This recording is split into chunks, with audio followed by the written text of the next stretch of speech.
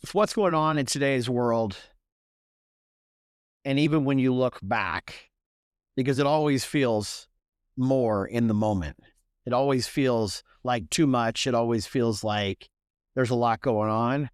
But when you are in that period 3 decades ago, a lot of us probably felt the same way if we were in that moment.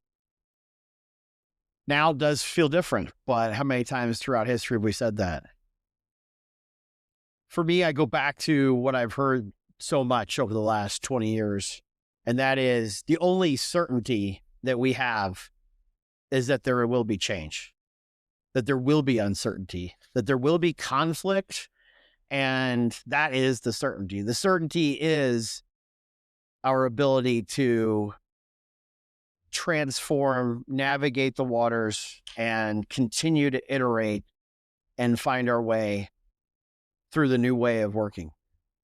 Because sometimes it's not up to us on how things work. Sometimes we don't have control over what's changing in the industry and technology, geopolitics, government, whatever the case may be. But the key is really coming back to focusing on what we can control, because that really is your strength in really understanding what is worth thinking about. Yes, it's great to be aware. It's great to have an understanding. It's great to support causes and other people and have some level of awareness for what's going on in the world. But when it comes to your focus and actual workflow and allowing something into your mental space to be able to have clarity to work, there comes a point where we have to bring it back to what can we actually control? What can I do in this moment, this morning, today, this week, this month, this quarter, this year, to control my own world?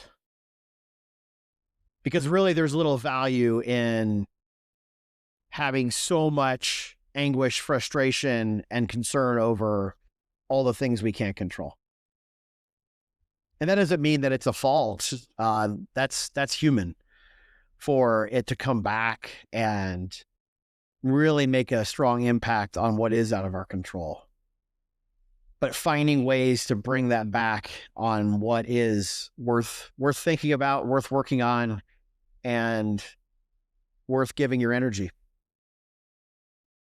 And when it comes to leading teams, I really think about coming back to bringing the calm. Because as the leader, you're never going to have all the answers. You're never going to even be able to assure people that everything is going to be okay. There will be uncertainty, and that may be within or without of your control or your grasp. But it's important to still bring the calm to the situation and come back to, hey, everything is going to be okay. Everything is going to work out.